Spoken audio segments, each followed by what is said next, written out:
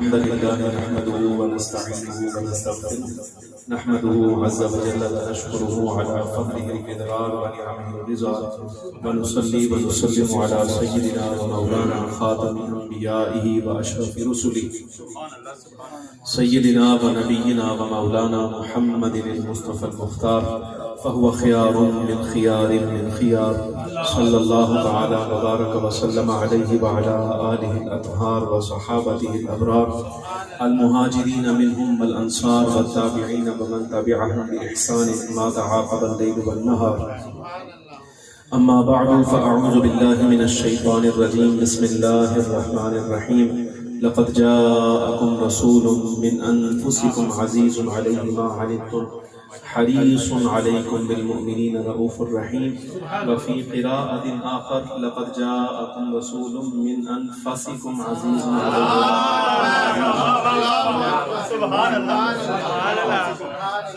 صدق الله مولانا العظيم وصدق رسوله النبي الكريم وقال تعالى في مقام آخر لقد جاءكم رسول من أنفسكم لقد كان لكم في رسول الله أسوة حسنة وفي قراءة آخر لقد كان لكم في رسول الله أسوة حسنة وفي قراءة آخر لقد كان لكم في رسول الله أسوة حسنة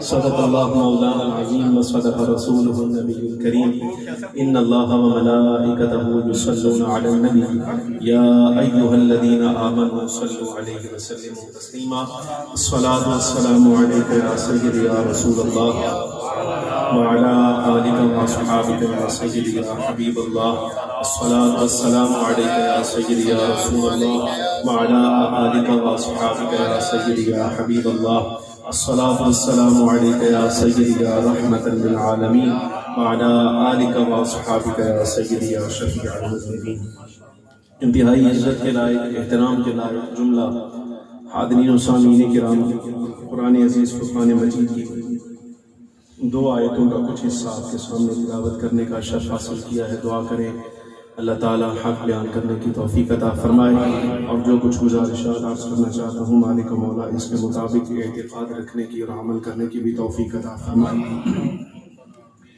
گرامی قدر حاضرین آج کی یہ نشست حضور پرنور سید العالمین صلی اللہ علیہ وسلم کی ولادت شریفہ کی خوشی میں عزیز و محترم جناب حاجی عبدالمجید صاحب کی زیر سرپرستی و زیر انتظام انعقاد پذیر ہے مبارکباد کے مستحق ہیں حاجی صاحب اور ان کے سب بچے اللہ تبارک و تعالیٰ جل وعلا آپ صلی اللہ علیہ وسلم کی ولادت شریف کی برکت سے اور آپ کے ذکر خیر کی برکت سے جتنے احباب حاضر ہیں ہر ایک پر اپنا کرم فضل فرمائے مجھ سے پہلے عزیز و محترم جناب قاری القرآ قاری محمد رفیق صاحب نقشبندی دامت ہمارے مسلک کے حق اہل سنت و جماعت کا سرمایہ ہے قرآن عزیز کی تلاوت آپ کو سنا رہے تھے حضور اکرم صلی اللہ علیہ وسلم کی نعت شریف کی انہوں نے پڑھی اللہ رب العالمین جل وعلا ان کی آواز میں ان کی عمر میں برکتیں عطا فرمائے عزیز جناب میرے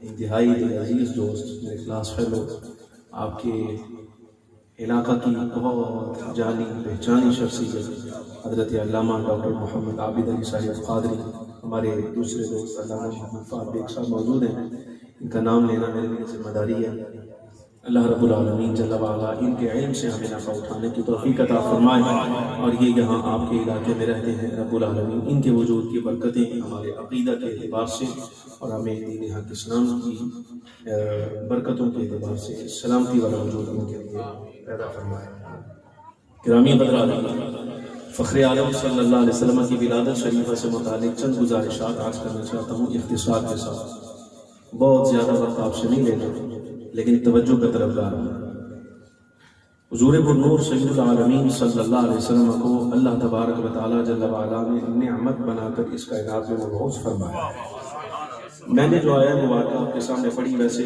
میرا ارادہ تو کچھ اور تھا میں اور آیہ مبارکہ پڑھنا چاہتا تھا لیکن میں ابھی پیچھے جس مقام پر میں گفتگو کر رہا تھا وہاں سے فارغ ہو کر میں نے ایسے موبائل کھولا تو عزیز القاری صاحب اسی آیہ مبارکہ کی تلاوت فرما رہے تھے تو میں نے اس کو سن لیا تو وہاں سے ارادہ بنا انشاءاللہ العزیز اسی آیہ مبارکہ کو عنوان بنا کر گفتگو کروں گا قرآن عزیز میں اللہ تبارک و تعالیٰ ارشاد فرماتا ہے لقد جاءکم رسول من انفسکم، تحقیق آ گیا ہے تمہارے پاس رسول تمہی میں سے، تمہی میں سے۔ اگر اس کو من انفسکم پڑھے، انفسکم تو یہ نفس ان کی جمع ہے، یعنی یہ تمہارے ہی نوع سے، تمہاری ہی جنس سے تعلق رکھنے والا رسول ہے جن کو ہم نے تمہارے درمیان مبعوث فرمایا ہے۔ اور جو دوسری قرات میں نے تلاوت کی، قاری صاحب ہمارے استاذ ہیں، وہ سمجھتے ہیں ان مسائل کو۔ اگر اس کو پڑھا جائے لقد جاءکم رسول من انفسکم، یعنی چس لینا یہ بات پتہ کیا ہے، رب تعالیٰ فرماتا ہے، اللہ رب العالمین ہے، یعنی رب تعالیٰ فرماتا ہے تحقیق آ گیا تمہارے پاس وہ رسول جو نفیس ترین ہے،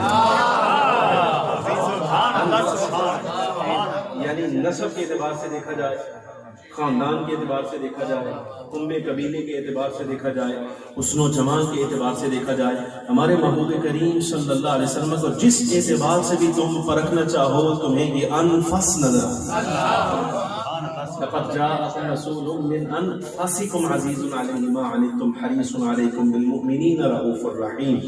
یہ باری تعالیٰ جل وعلا کا ارشاد گرامی ہے۔ گرامی قدراتی، حضور اکرم صلی اللہ تعالیٰ علیہ وبارک وسلم کو اللہ رب العالمین جل وعلا نے اپنا احسان قرار دیا ہے۔ باری تعالیٰ فرماتا ہے ہم نے احسان کیا ہے ایمان والوں پر کہ ہم نے انہیں اپنا نبی مبعوث رسول عطا فرمایا، ہم نے انہیں اپنا رسول عطا فرمایا ہے۔ قرآن عزیز کا ارشاد گرامی ہے۔ یہ احسان کیسے ہے؟ فخر عالم صلی اللہ علیہ وسلم کی آمد شریفہ ہمارے لیے احسان کیسے ہے؟ ہم دنیاوی اعتبار سے دیکھیں تو بھلا آپ اندازہ فرمائیے، حضرت آدم علیہ السلام سے لے کے سیدنا عیسیٰ علیہ السلام تک جتنے انبیاء رسول تشریف لائے، ہر نبی اپنے زمانے کے اندر جہاں رب العالمین جل وعلا کی وحدانیت کا اعلان کرتا ہے وہاں مصطفیٰ کریم صلی اللہ علیہ وسلم کی آمد کی بشارتیں بھی عطا فرمائے۔ حضور اکرم صلی اللہ علیہ وسلم کا نام لے کر حضرت عیسیٰ علیہ السلام مبشرا برسول یأتی من بعد اسمہ احمد، میں خوشخبری سنا رہا ہوں تمہیں اس نبی کے آنے کی جس نے میرے بعد آنا ہے، اور نام نامی اسم گرامی ان کا احمد ہو۔ حضرت عیسیٰ علیہ السلام کا زمانہ، لیکن مصطفیٰ کریم صلی اللہ علیہ وسلم کا ذکر خیر موجود ہے۔ حضرت عیسیٰ علیہ السلام اپنی امت کے سامنے مصطفیٰ کریم صلی اللہ علیہ وسلم کی آمد کا ذکر فرما رہے ہیں۔ حضرت موسیٰ علیہ السلام کو دیکھیے، بلکہ حضرت عیسیٰ علیہ السلام کے بارے میں آپ کو ایک روایت یہاں سنا دیتا ہوں۔ حضرت یحییٰ علیہ السلام نے پیغام بھجوایا، خادم کو بلایا اور بلا کر کہا حضرت عیسیٰ علیہ السلام کے پاس جاؤ، خالہ زاد ہیں دونوں بزرگ، حضرت عیسیٰ اور حضرت یحییٰ آپس میں خالہ زاد بھائی بھی ہیں، رشتہ دار ہیں۔ یحییٰ علیہ السلام نے خادم کو بلایا اور بلا کر کہا جاؤ اور جا کے حضرت عیسیٰ علیہ السلام سے ملاقات کرو اور ان کو جا کے پوچھ کے آؤ۔ یحییٰ پوچھ رہے ہیں کہ آپ نبی آخر الزمان ہیں؟ توجہ ہے، آپ نبی آخر الزمان ہیں؟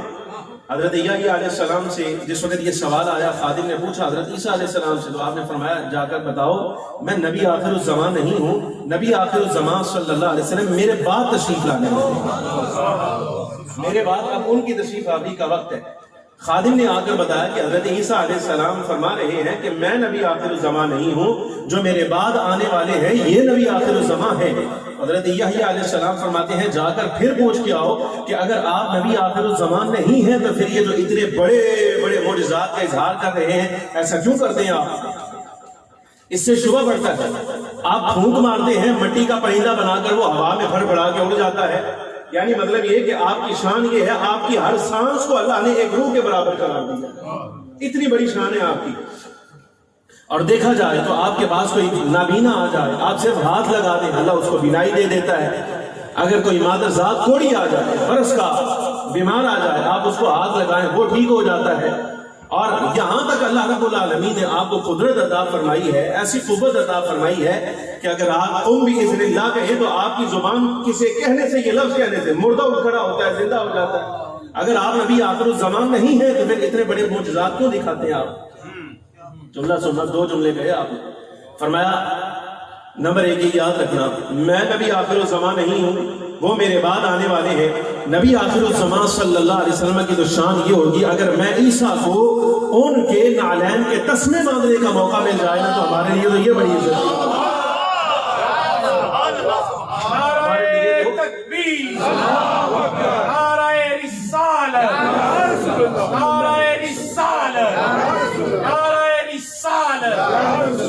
صلی اللہ علیہ وسلم ہمارے لیے تو یہ بڑی عزت کی بات ہے۔ کہ ہمیں ان کے نالین کے رسمیں باندھنے کا موقع مل جائے. فرمایا اگر آپ نبی آخر الزمان نہیں ہے اور ان کی شان اتنی اعلیٰ ہے کہ آپ اپنے لیے اعزاز سمجھتے ہیں کہ ان کے رسمیں باندھنے کا موقع مل جائے، پھر اتنے بڑے بڑے معجزات دکھانے کا کیا مقصد؟ فرمایا جا کر حضرت یحییٰ علیہ السلام سے کہو اتنے بڑے بڑے معجزات اس لیے دکھاتے ہیں، اگر نہ دکھائیں تو کیسے پتا چلے گا ہمارے بعد آنے والا اس سے بھی بڑھ کر شاندار. یہ بتانا مقصود ہے کہ اگر ان کے قسمیں باندھنے والا جو اپنے لیے اعزاز سمجھتا ہے وہ مردے زندہ کر سکتا ہے، وہ نابینا کو بینائی دے سکتا ہے، وہ بیمار کو تندرست کر سکتا ہے، وہ پھونک مارے تو بے جان کو جان ڈال کر ہوا میں اڑا سکتا ہے، تو اندازہ کرو یہ اگر جوڑے باندھنے والا یہ ہے جو بعد میں آنے والا ہے، جو ان سب کا امام ہے، اللہ نے ان کو کیا عزت دیا. سمجھ آئی کہ نہیں؟ حضرت موسیٰ علیہ السلام نے یہ دعا کی باری تعالیٰ جل وعلا سے، مالک اگر یہ اعزاز ہے تلک امت و احمد ہے، یہ احمد مجتبیٰ کی امت ہے، یہ احمد مجتبیٰ کی امت ہے، یہ احمد مجتبیٰ کی امت ہے. پڑھتا میں تورات ہوں لیکن ساری شانیں جس وقت پڑھتا ہوں تو نظر آتی ہیں احمد مجتبیٰ صلی اللہ علیہ وسلم کی امت کی. فجعلنی من امت محمد صلی اللہ علیہ وسلم او کما قال. فرمایا اگر یہی شان حضور کی امت کی ہے تو باری تعالیٰ یہ پھر تو یہ مہربانی میرے اوپر کرنا کہ مجھے حضور اکرم صلی اللہ علیہ وسلم کا امتی بنا. بات سمجھ آئی کہ نہیں؟ اب انبیاء کرام علیہ السلام جو پہلے آئے ہیں وہ رب العالمین جل وعلا سے دعا کرتے ہیں یا اللہ ہمیں مصطفیٰ کریم صلی اللہ علیہ وسلم کا امتی بنا دے. لیکن یہ پھر رب العالمین احسان اس لیے اظہار فرما رہا ہے، ہم نے ایمان والوں پر احسان کیا ہے کہ ان میں اپنا نبی رسول مبعوث فرمایا. یہ تو ہے دنیاوی احسان. اب آخرت کے اعتبار سے احسان کیا ہے؟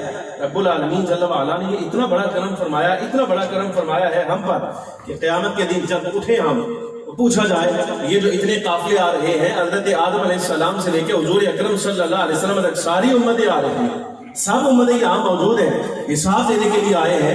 اللہ رب العالمین نے جن پر فضل کرنا ہے ان پہ فضل کر دینا ہے. لیکن اگر کوئی تعارف پوچھے، کوئی قافلہ گزرے تو پوچھا جائے یہ کون ہے؟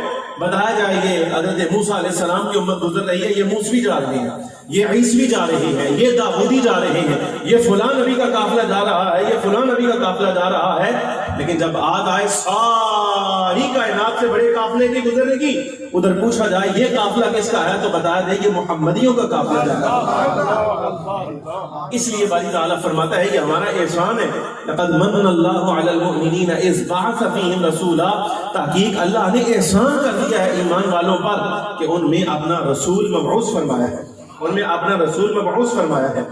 حضور اکرم نور مجسم صلی اللہ علیہ وسلم، بعض لوگ ہم پر یہ بات کہتے ہیں، کہتے ہیں جب نعمت ایک مرتبہ بھی سرکار کی ولادت ایک مرتبہ ہوئی تو بار بار تذکرہ کرنے کی کیا ضرورت ہے؟ یہ ہر سال تم ذکر کرتے ہو، ہر سال میلاد مناتے ہو، کیا ضرورت ہے اس بات کی؟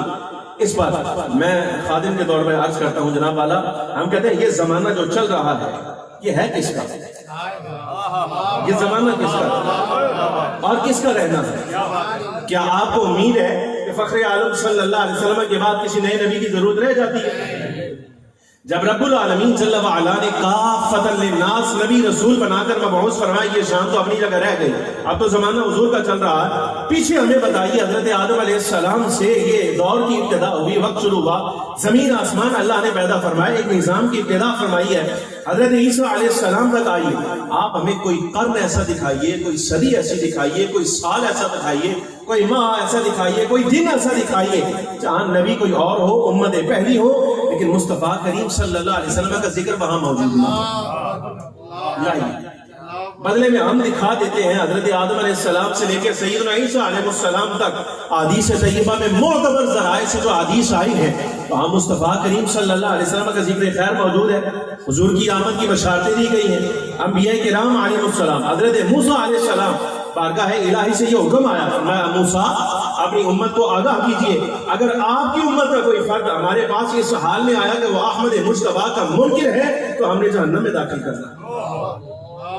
حافظ سیوطی رحمۃ اللہ تعالی علیہ اس حدیث کو لائے ہیں، فخر عالم صلی اللہ علیہ وسلم کی مرفوع حدیث بات ہے. سرکار فرماتے ہیں حضرت موسیٰ علیہ السلام کی طرف وحی فرمائی آپ کی امت کا کوئی فرد اگر اس حال میں ہمارے پاس آیا کہ وہ سرور عالم صلی اللہ علیہ وسلم کی معرفت نہیں رکھتا، حضور کا منکر ہے، تو ہم نے اس کو جہنم میں ڈالنا ہے. حضرت موسیٰ علیہ السلام نے عرض کیا احمد مجتبیٰ کون ہے؟ یا اللہ بتا، تعارف کروا. تو رب العالمین جل وعلا تعارف کرواتا ہے، فرمایا اے کلیم پیارے احمد مجتبیٰ وہ ہے کہ ہم نے جتنی بھی مخلوق پیدا کر دی ہے، موجود ہے، جو آنے والی ہے، ہم نے ان سے بڑھ کر اپنی جناب میں عزت والا پیدا ہی کوئی نہیں کیا، کوئی پیدا نہیں کیا۔ پہلا تعارف ان کا یہ ہے، اور دوسرا تعارف فرمایا ان کا یہ ہے، یہ وہ ذات والا صفات ہے کہ اگر ابھی ہم نے نہ زمین پیدا کی نہ آسمان پیدا کیے، زمینوں آسمانوں کی تخلیق سے بھی پہلے ہم نے اپنے نام کے ساتھ اگر کسی کا نام ملا کر عرش پر لکھا تو وہ یہی احمد مجتبیٰ صلی اللہ علیہ وسلم۔ دوسرا تعارف اور تیسرا تعارف سنیے، سرور عالم صلی اللہ علیہ وسلم خود فرماتے ہیں، جناب موسیٰ کلیم سے فرمایا اے کلیم احمد مجتبیٰ کون ہے؟ سنیے، تیسری پہچان ان کی یہ ہے، ہماری ساری مخلوق پر ہم نے جنت حرام کر دی ہے اس وقت تک جب تک احمد مجتبیٰ اور ان کی امت جنت میں نہ چلی جائے۔ رسول اللہ صلی اللہ علیہ وسلم بڑی شان والے۔ اب آپ اندازہ فرمائیے، رب العالمین جل وعلا فرما رہا ہے حضرت موسیٰ کلیم سے، فرمایا پہلے حبیب جائیں گے اور پھر حبیب کی امت جائے گی، پھر اس کے بعد ہم نے جنت کسی اور کے لیے حلال کرنی ہے۔ یہ کلیم کے زمانے میں تعارف کروا رہا ہے رب اپنے حبیب کا، زمانہ کلیم کا ہے، امت کلیم کی ہے، وقت ان کا ہے، دور ان کا ہے، سب کچھ ان کا، قوم بھی ان کی، لیکن وہاں جو تعارف کروایا جا رہا ہے وہ کس کا؟ مصطفیٰ کریم صلی اللہ علیہ وسلم کا۔ تو آپ دیکھیے حضور اکرم صلی اللہ علیہ وسلم کی آمد سے پہلے جتنا دور گزرا ہے وہ رب العالمین جل وعلا نے حبیب اکرم صلی اللہ علیہ وسلم کا ذکر خیر کروایا ہے۔ ہم پوچھتے ہیں جب حضور ابھی آئے ہی نہیں تھے، سرکار دو عالم صلی اللہ علیہ وسلم اس کائنات میں بھی تشریف لائے ہی نہیں، تو رب العالمین جل وعلا نے کوئی قرن، کوئی صدی، کوئی سال، کوئی مہینہ سرکار کے ذکر سے خالی نہیں رکھا۔ تو یہ جو وقت چل رہا ہے یہ ویسے ہی سکہ رائج الوقت محمدی ہے بھائی، یہ تو سکہ رائج الوقت جو کرنسی چل رہی ہے یہ تو کرنسی ہے ہی محمدی۔ محمدی زمانے میں اگر کوئی بندہ کہے زمانہ حضور کا ہو لیکن حضور کا ذکر ایک مرتبہ کیا جائے، بھائی اپنا علاج کرواؤ، تم بیمار ہو، ابھی بیمار ہو۔ اور اس افریقی بچے کو تو بڑی پیاری بات رہی، اس نے کہا کہ اگر کوئی مصطفیٰ کریم صلی اللہ علیہ وسلم کے میلاد پر خوش نہیں ہوتا تو وہ اپنا علاج کرائے، وہ مریض ہے، اور مریض بھی دل کا ہے، اور دل میں بھی جفا کا مریض ہوا، بے وفائی کا مریض ہو گیا، اپنا علاج کروایا، اگر حضور کی آمد پر خوشی نہیں مناتا۔ یہی وجہ ہے کہ رب العالمین جل وعلا نے جب حضور کا تذکرہ سرکار کی امت کے سامنے فرمایا ہے نا، تو یہاں غوث ہوں، قطب ہوں، ابدال ہوں، اوتاد ہوں، کتنے ہی بڑے مرتبے پر رکھنے والے، کتنے بڑے مناصب رکھنے والے اولیاء اللہ ہوں، لیکن رب فرماتا ہے لقد من اللہ علی المؤمنین اذ بعث فیہم رسولا، ہم نے اپنے رسول کو مبعوث کر کے ہر ایمان والے پر احسان کر دیا، اور جب احسان ہو جائے تو باری تعالیٰ احسان کا پھر ہمیں کیا کرنا چاہیے؟ رب تعالیٰ فرماتا ہے هل جزاء الاحسان الا الاحسان۔ بھائی احسان کا مطلب احسان ہے، نیکی کا مطلب نیکی ہے۔ اگر رب العالمین جل وعلا نے تمہارے ساتھ خیر کا ارادہ فرمایا ہے تو تم پر لازم ہے خیر کے بدلے میں شکر ادا کرو اس بات کا، اور فخر کیا کرو تمہیں حضرت موسیٰ علیہ السلام کی امت میں نہیں اٹھایا، حضرت عیسیٰ علیہ السلام کی امت میں نہیں اٹھایا، بلکہ بغیر کسی ثابت تمہاری نیکی کے رب العالمین نے اپنے فضل سے تمہیں مصطفیٰ کریم صلی اللہ علیہ وسلم کا غلام بنا کر اس کا یہ سرور عالم صلی اللہ علیہ وسلم کی امت کا شرف ہے۔ اور حضور اکرم صلی اللہ علیہ وسلم خود کیا فرماتے ہیں اپنے نسب شریف کے حوالے سے، اپنی آمد کے حوالے سے؟ سیرت حلبیہ کے اندر یہ روایت موجود ہے، فخر عالم نور مجسم صلی اللہ علیہ وسلم نے ارشاد فرمایا جبریل امین علیہ السلام حاضر ہوئے، آج کے یا رسول اللہ صلی اللہ علیہ وسلم رب العالمین جل وعلا نے مجھے بھیجا، اور رب تعالیٰ نے فرمایا اے جبریل جائیے اور جا کر شرق سے غرب کا چکر لگائیے، مشرق سے لے کر مغرب تک کا سارا چکر لگائیے، جنگل بھی دیکھیے گا، بیابان بھی دیکھیے گا، اور ہموار زمین بھی دیکھیے گا۔ مالک کیا کرنا ہے؟ فرمایا پتہ کر کے لاؤ اس وقت پوری روئے زمین کا بہترین خاندان کون سا ہے۔ بھائی توجہ ہے، بہترین خاندان کون سا ہے؟ حضرت جبریل امین علیہ السلام حضور اکرم صلی اللہ علیہ وسلم سے آ کر عرض کر رہے ہیں یا رسول اللہ شرق سے غرب کا پھیرا کاٹا میں نے، اور باری تعالیٰ کی جناب نے عرض کیا یا اللہ اس وقت قبیلہ مدر سے بہتر کوئی قبیلہ نہیں، ساری کائنات کا بہترین بڑا قبیلہ، اعلیٰ ترین عرفہ ترین قبیلہ مدر ہے۔ فرمایا جبریل آپ پھر جاؤ، یہ ساری روئے زمین کا بہترین قبیلہ اگر مدر ہے نا تو آپ مدر کا پھیرا ڈالو ذرا، وہاں جا کر پتا کرو مدر کی جو شاخیں آگے بنتی ہیں ان شاخوں میں بہترین شاخ کون سی ہے؟ فرمایا میں آیا یا رسول اللہ جس وقت آگے قبیلہ مدر کی شاخوں کو میں نے ٹٹولا ہے تو یہاں بنو کنانہ سے افضل کوئی نظر نہیں آیا. میں نے کہا مالک بنو کنانہ سے افضل کوئی نہیں. فرمایا اب بنو کنانہ میں جا کر دیکھو کہ بہترین کنبہ کون سا ہے. یا رسول اللہ جس وقت بنو کنانہ کے اندر آگے بہترین کنبہ تلاش کیا تو وہ قریش نکلا ہے. فرمایا پھر باری تعالیٰ نے فرمایا اب اس کنبے میں تلاش کرو بہترین خاندان کون سا ہے. یا رسول اللہ اب جب خاندان آگے میں نے تلاش کیا ہے تو بنو ہاشم بنو عبد المطلب سے اعلیٰ خاندان کوئی نظر نہیں آیا. اب رب العالمین نے فرمایا جبریل جاؤ بنو عبد المطلب میں تلاش کرو جو بہترین نظر آتا ہے ان کی سنگت اختیار کرو. ان کی سنگت اختیار کرو. فخر عالم صلی اللہ علیہ وسلم سے آ کر عرض کر رہے ہیں یا رسول اللہ ساری روئے زمین کا بہترین خاندان بہترین قبیلہ مدر کی بہترین شاخ بنو کنانہ اور بنو کنانہ کی بہترین قبیلہ کنبہ فرمایا قریش اور قریش میں بہترین خاندان جناب عبد المطلب کا. یا رسول اللہ بنی عبد المطلب میں جب تلاش کیا ہے تو حضور آپ سے سونا آپ سے اعلیٰ نظر ہی ہوئے. یا رسول اللہ آپ سے اعلیٰ کوئی نظر نہیں آیا. اس لیے مصطفیٰ کریم صلی اللہ علیہ وسلم نے ارشاد فرمایا یہ جھوٹ ہے بکواس ہے. یہ وہ بندہ بے ایمان ہے کفر کے قریب ہے جو حضور اکرم صلی اللہ علیہ وسلم کے خاندان کے بارے میں یہ بات کرتا ہے کہ معاذ اللہ ثم معاذ اللہ حضور کے والدین مومن نہیں تھے. یہ تمہیں پتا ہے باری تعالیٰ کو نہیں پتا. بھائی یہ قاری صاحب بیٹھے ان سے پوچھئے آپ حضور اکرم صلی اللہ علیہ وسلم کی اولاد کے ساتھ محبت کرتے ہیں؟ اولاد کا کوئی ادنا فرد بھی سامنے آ جائے کیا اس کے بارے میں آپ یہ سوچ سکتے ہیں کہ کوئی گھٹیا جملہ کہا جائے؟ بھائی اس کے اعمال کچھ بھی ہو جائے. سوال ہے اگر مصطفیٰ کریم صلی اللہ علیہ وسلم کی ساری اولاد جو آگے چلی ہے ان کے بارے میں ادنا ہلکا جملہ بھی اگر کوئی بول دے تو لوگ کہتے ہیں یار تمہیں اپنے ایمان کی فکر کرنی چاہیے. میں کہتا ہوں جو حضور کی نسل آگے چل رہی ہے وہ اتنی پاک ہے کہ اگر اس کے بارے میں کوئی ہلکا جملہ بول دے تو کہتے ہیں کہ جناب ایمان کا خطرہ لاحق ہو گیا ہے. تو حضور خود جن کی نسل سے آ رہے ہیں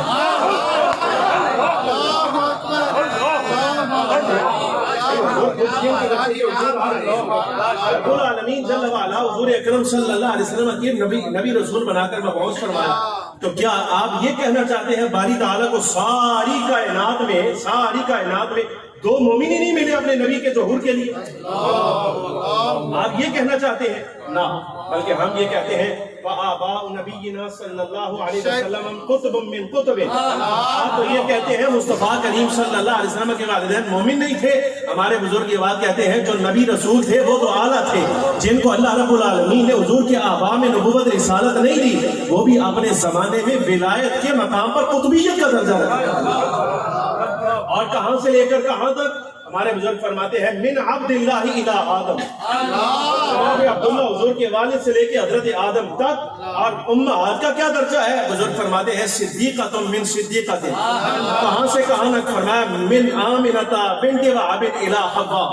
سیدہ آمنہ سلام اللہ علیہا سے لے کے سیدہ حوا تک حضور کی جتنی امہات ہیں جتنی نانیاں ہیں دادیاں ہیں ساری کی ساری مقامی ولایت کے اعتبار سے درجہ صدیقیت پر فائز. بھائی فخر عالم صلی اللہ علیہ وسلم کو رب العالمین جل وعلا نے مبعوث فرمانا ہے. بھائی اچھا اور کچھ نہ صحیح تو جناب عبد المطلب کی جتنی اولاد ہے سب کے نام پڑھے اور حضور کے والد کا نام پڑھے کیا آپ کو یہ نام مشرک ہونا نظر آتا ہے؟ شرم نہیں آتی یہ بات کرتے ہیں؟ بھائی حضور کے تو والد گرامی کا نام ان کے والد نے عبداللہ رکھا اللہ کا بندہ. بھائی حضور کے تو والد کا نام عبداللہ ہے اور آمینہ کا مطلب ہوتا ہے امن والی سلامتی والی ایمان والی اطمینان والی سکون والی. مطلب یہ ہوا رب العالمین جل وعلا نے یہ جو نام بھی منتخب فرمایا ہے اس لیے کہ رب تعالیٰ جل وعلا نے اپنے حبیب کا سکون اطمینان اسی وجود کے اندر رکھا. میں آپ کو ایک روایت پڑھتا ہوں بس بات ختم کر دیں. بس آخری روایت حافظ جلال الدین سیوطی رحمۃ اللہ تعالیٰ علیہ روایت لائے. بڑی مزے کی روایت ہے. حضرت عباس رضی اللہ تعالیٰ عنہ حاضر ہوئے حضور اکرم صلی اللہ علیہ وسلم کی خدمت میں. یا رسول اللہ صلی اللہ علیہ وسلم آپ کو معلوم ہے مجھے ایمان لانے پر کن چیزوں نے مائل کیا؟ مجھے ایمان لانے پر مائل کرنے والی چیزیں کیا تھیں؟ فرمایا چچا عباس آپ بتائیں. یا رسول اللہ دو چیزیں. نمبر ایک وہ جب بدر کے دن میں قیدی بنا لیا. یہ تھوڑا سا تفصیل میں جانا پڑے گا. جس وقت بدر میں نکلنے لگے نا تو حضرت عباس اس سے پہلے ایمان لا چکے تھے لیکن اپنی اہلیہ حضرت ام فضل کو بلایا اور بلا کر کہا معلوم نہیں میں بدر سے زندہ واپس آتا ہوں. آئے تھے کفار کے ساتھ حضور کے خلاف لڑنے کے لیے. معلوم نہیں واپس آتا ہوں یا نہیں. کچھ سونا لیا اور گھر کے ایک کنبے میں ایک کمرے میں لے جا کر ایک کونے میں دبا دیا. اگر میں زندہ واپس آ گیا تو بڑی اچھی بات, نہ آیا تو چلو یہ سونا تمہارے اور تمہاری اولاد کے کام آ جائے گا. اچھا آپ بدر میں آئے, قیدی ہو گئے. جس وقت فدیہ مانگا گیا نا تو فخر عالم صلی اللہ علیہ وسلم کے اصحاب حضرت عباس سے آ کر کہتے ہیں اگر جان بچانی ہے تو فدیہ دیجیے. حضرت عباس کہے میرے پاس ہے ہی کچھ نہیں, فدیہ کہاں سے دوں؟ فرمایا میرے پاس کچھ نہیں. پھر آگے کہا کہ فدیہ دیجیے. چچا عباس آپ حضور کے چچا ہیں, جان زیادہ قیمتی ہے, مال تو پھر آ جائے گا, فدیہ دیجیے. میرے پاس ہے ہی کچھ نہیں, کہاں سے دوں؟ سرور عالم صلی اللہ علیہ وسلم سے جا کے عرض کہ یا رسول اللہ سارے قیدی فدیہ دینے کے لیے تیار ہیں سوائے چچا عباس کے. حضور خود تشریف لائے, فرمایا چچا فدیہ ادا کیجیے, چھوڑ دیتے ہیں. یا رسول اللہ میرے پاس ہے ہی کچھ نہیں. فرمایا کچھ نہیں, کچھ نہیں. عرض کہ حضور کچھ نہیں. فرمایا اچھا اگر کچھ نہیں تو وہ سونا کس دن کام آئے گا جو تم نے ہماری چچی ام فضل کے ساتھ مل کے اپنے گھر میں دبا دیا.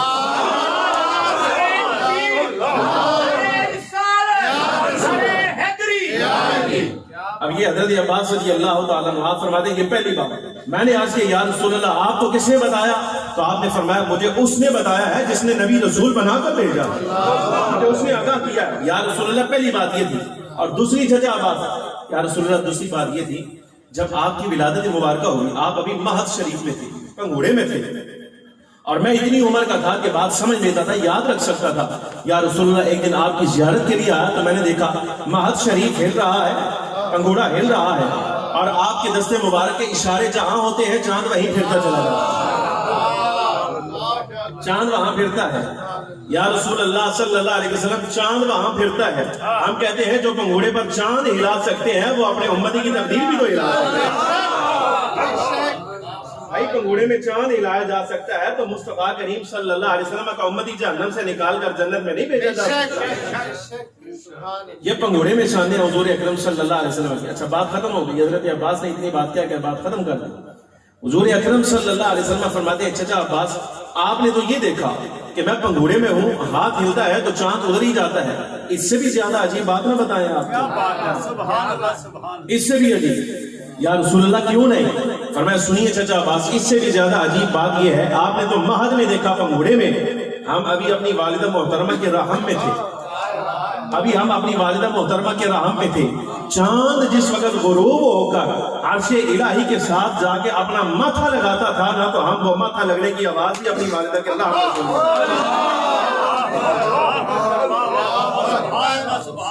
نتائج بہت سارے. اول بات یہ بھائی ہم سے پوچھتے ہو کہ یہاں بیٹھ کر کیا کرتے ہو, ہم تو یہی کہتے ہیں حضور کا میلاد کر رہے ہیں, حضور کی ولادت کا تذکرہ کر رہے ہیں. حضور نے کیا تھا, ہم کہتے ہیں بالکل کیا تھا, یہ ولادت کا تذکرہ یہ تو اور کیا ہے. حضور اپنی والدہ محترمہ کے بدن کا حال نہیں بیان کر رہے کہ میرے اندر کیا حالات تھے جب میں والدہ محترمہ کے رحم میں تھا, اس وقت کیا حالات تھے سرکار بیان فرما رہے ہیں نا. تو اور ولادت کس کو کہتے ہیں؟ اول بات یہ. اور دوسری بات یہ بھی بڑی سننے کے قابل ہے. فرمایا ایک چیز اور, یہ تو چاند کے لگنے کی آواز تھی نا, جب یہ آواز لگاتا تھا یعنی سر رکھتا تھا ماتھا لگاتا تھا تب جو آواز آتی تھی. فرمایا ایک بات اور ہے, یہ تو چاند کی بات تھی, لوہے محفوظ پر جس وقت قلم چلتا تھا نا, قلم چلتا تھا, فرمایا وہ قلم جس وقت رگڑ کھاتا تھا نا تو ہم والدہ محترمہ کے بطن اقدس میں اس کے رگڑ کھانے کی آواز بھی سنتے. بھائی ایک نتیجہ عرض کروں, بات ختم کرتے ہیں. نتیجہ عرض کروں, بڑی چھوٹی سی گزارش ہے. اگر یہ قلم دیکھا ہے آپ نے کبھی زندگی میں؟ نہیں دیکھا.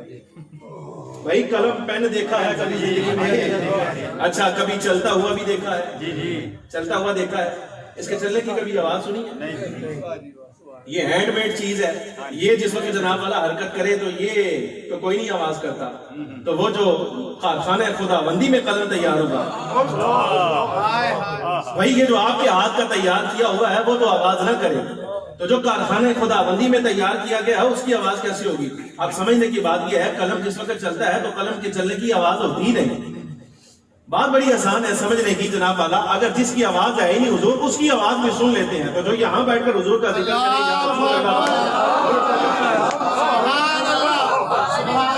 اس کو کیسے نہیں سنتے؟ اور ایک بات اور کروں، میلاد شریف میں اور کیا ہوتا ہے، میں ویسے سچی بات ہے، قاری صاحب کا آرڈر ہے، میرا موضوع ابھی شروع نہیں ہوا، یہ بیٹھے ہیں، آپ نے عابد صاحب بیٹھے ہیں، آپ ان سے پوچھ لیجیے، میں جب آیت پڑھتا ہوں نا تو میری عادت ہے میں نے آیت کے مطابق گفتگو کرنی ہوتی ہے، یہ تو سمجھیے ابھی تمہید باندھ رہا ہوں، یہ تو آپ کے ذہن ابھی کلیئر کر رہا ہوں، یا منڈے بیٹھے نے پڑھنے والے ساڈے کو لینا کرو کچھ، جب ایک موضوع پر بات چلتی ہے نا تو پھر اس موضوع پر کرتے ہیں، لیکن یہ موضوع اس وقت چونکہ وسیع ہے اس لیے اس سے متعلق جتنی چیزیں وہ عرض کر رہا ہوں، ایک بات اور عرض کروں، حضور اکرم آخری بات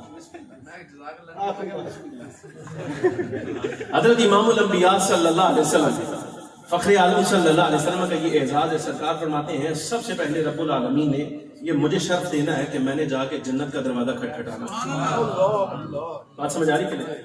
ہمارے ہاں یہ رواج ہے، ہماری مجالس کا اہتمام مصطفیٰ کریم صلی اللہ علیہ وسلم کی ذات پر صلاۃ و سلام پڑھ کے ہوتا ہے، اور یہ ہمارے عقیدہ کے اندر اہل سنت و جماعت میں یہ کہا گیا ہے، ہمارے بزرگ فرماتے ہیں یہ تسلسل ہے، یہ رواج ہے، یہ طریقہ کار ہے کہ جب حضور اکرم صلی اللہ علیہ وسلم کی آمد کا وقت ہوتا ہے نا تو ہمارے بزرگ اٹھ کے کھڑے ہو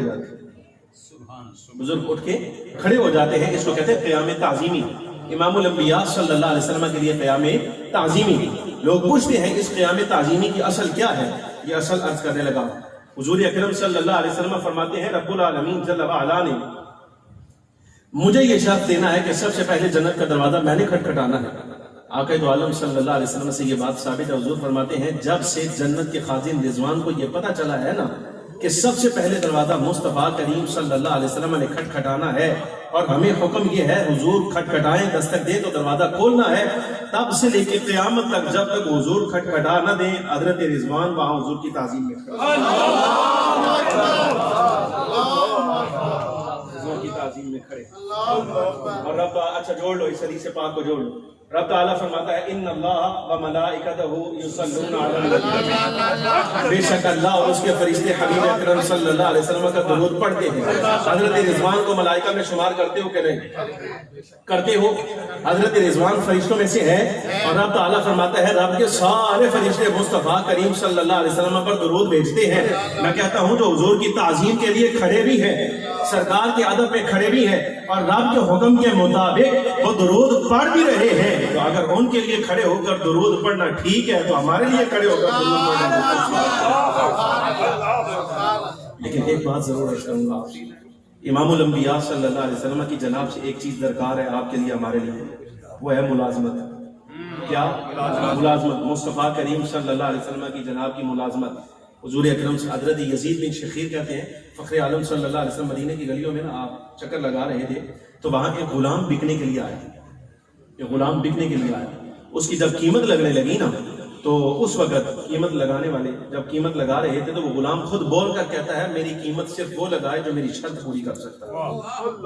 یہ غلام کہہ رہا ہے کہ میری قیمت صرف وہ ادا کرے جو میری شرط پوری کر سکتا ہے۔ اس سے پوچھا گیا تیری شرط کیا ہے؟ اس نے کہا میری شرط یہ ہے میں 5 نمازیں مصطفیٰ کی امامت میں ادا کروں گا، اگر کوئی اس شرط پر خرید سکتا ہے تو خرید لے۔ تو ایک صحابی آگے بڑھے، انہوں نے قیمت ادا کی، خرید لیا، 5 نمازیں مصطفیٰ کریم صلی اللہ علیہ وسلم کی امامت میں ادا کرتے ہیں۔ فخر عالم صلی اللہ علیہ وسلم نے ایک روز مفقود پایا، صحابہ سے پوچھا کہاں ہے؟ عرض کہ یا رسول اللہ بیمار ہے، فرمایا آؤ تیمارداری کے لیے چلتے ہیں۔ یعنی جس نے غلامی میں بھی مصطفیٰ کریم صلی اللہ علیہ وسلم کی ملازمت لازم اختیار کیا، سرکار کو بندہ اتنا پسند آیا، صحابہ کہتے ہیں حضور عیادت کے لیے آئے ہیں، حال احوال پوچھا، واپس تشریف لے گئے، کچھ روز کے بعد پھر پوچھا تو عرض کہ یا رسول اللہ بالکل مرنے کے قریب ہے، فرمایا آؤ پھر چلتے ہیں۔ سرکار تشریف لائے، حضور اکرم صلی اللہ علیہ وسلم کی موجودگی میں ان کا وصال ہوا، فخر عالم صلی اللہ علیہ وسلم نے خود کفن دیا، خود غسل دیا، سارے مہاجرین کہتے ہیں اے کاش ہمارا سارا مال و متاع لے لیا جاتا اور ہمیں اس غلام کی جگہ رکھ دیا۔